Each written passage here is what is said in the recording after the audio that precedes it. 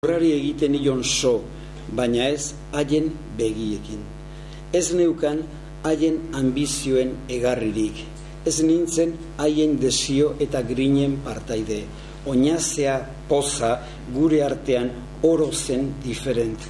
Ene gizon bularrean, ez zuen gizatiar ezerk kolpatzen. Nik desertua maite nuen.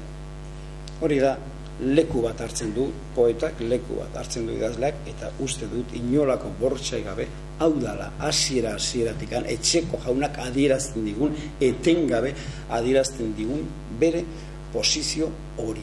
Bakarrik dago aldendua, ez dauka inon kiderik, eta bizi da erretiratuta, eta mundutik alduen neurri guztian. Eta uste dut hori eredu horretan erabat kokatzen dela etxe jauna, eta baita ere Mirande bera ere.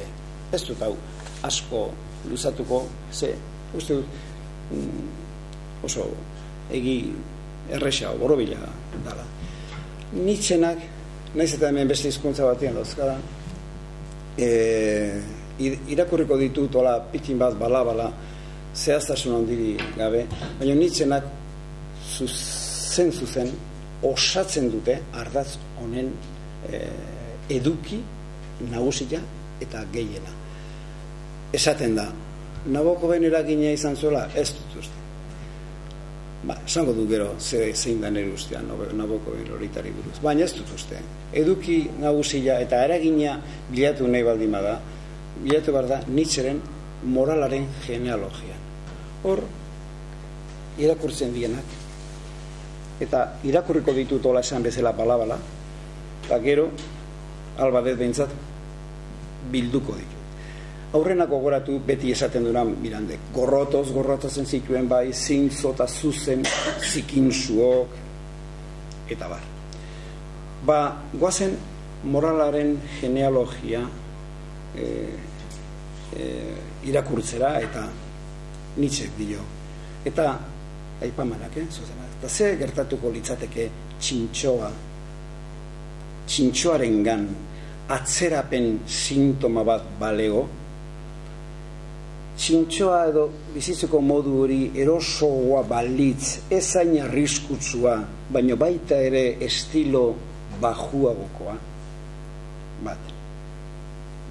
Nietzsche gehiago. Juduak izan dira balioen identifikazio aristokratikoa erabat aldatu eta kontrajarri dutenak. Aristokraten balioak ona, zintzoa, zan noblea, boteretsua, ederra, zorionzua, jainkoak maitatua. Baina juduen arabera, eta horari da ipatzen zalantzari gabe tradizio biblikoa, eta tradizio biblikoa badakizue, ez du zer ikusirik tradizio greziarrarekin, ez du zer ikusirik eroien mundu horrekin, da guztiz kontrakoa, Jesus, Bibliako eroe nagusia, arotz baten semia zan, eta estalpe batian jaio zan, eta etzaugan asto bat eta hiri bat beste egitzakaten, eta gainera gero, Maria Madalena bezalako prostituta bat erredimitu zuen, beraz, ez gaude eroien munduan, eta gutxi haurik ere, eta ez gerlarien munduan.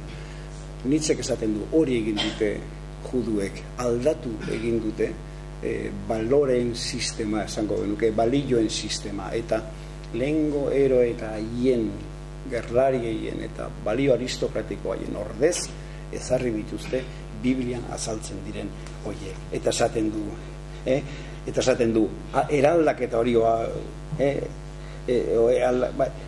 hori da, miserableak dia onak, pobriak dia onak, impotentiak dia onak, bajuak dira on bakarrak, hori da, plebeioak dira on bakarrak. Segi moralaren genealogiarekin, balienteak, kezkarigabeak, ironikoak, violentoak, holakoseak izan behar dugu, holaxe jokatu behar dugu jakintasunez. Ze jakintasuna emakume bada, eta eta gerlaria maite du bakar-bakarrik, gerlaria maite du. Gerrak, jarraitzen dut, Nietzscheren aipamenekin, gerrak eta baloreak, baliente izateak, gauza hundiuak egin dituzte lagun urkoari dioguno maitasuna baino. Ez du jendea, ez du gizartea, ez du mundua salbatu zuen konpaseioak, baizik eta balentiak. Zer da zintzoa izatea? Galdetzen diazue, balienti izatea, hori da ona izatea, zintzoa izatea. Hau, irakurritako ideia multzo hau, aur besatako hartzen baldin baduzu, leku askotan hitzez hitz azaltzen da. Hitzez hitz. Eta uste jatorria Nietzscherena erabat garbia eta zuzena dala. Eta hemen hau zaila zait esatia, zaila da esatia, zeda nabardura bat, baina esanin beharra daukat. Alekian Mirantek ere gauza bera pensatzen du. Edo, hobeto esan da, ideologia hau besarkatzen du. Eta berarentzako ere gauzarik nazkagarriena judua da. Judua da, hain zuzen ere, inbertsio hori egin duelako. Eta jente arrunta, plebeioak, hoiek, beltzak, esango luke beak, eta hijituak, eta olako jende baju bat, hoi salbatu nahi izan duelako, eta berak beste balioa nahi du, beha nahi du, horregatikan bere personaia da etxeko jauna, ez du lanik egiten eskuekin langileak bezala, baizik eta da, jaun bat, aristokrata bat, eta bere sentimentu guztiak lotuta daude gerlariaren balioekin, da balientiarekin, eta bat.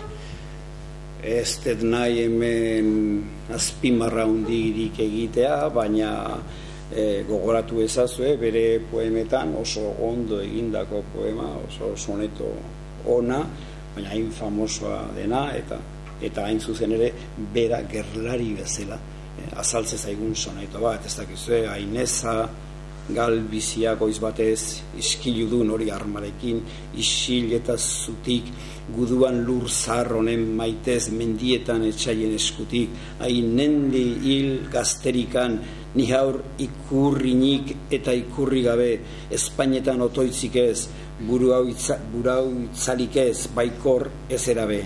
Ainitza gal atzarima odol, iretako ene jainko eidol, zaharra lur, mendigudu baten, iguzkiek inguru zinguru, nire soin hau berriz sor aiduru, iretan lo garrez jolezaten. Eriotz heroiko bat, desio duena, Mirandek bere buruarekiko.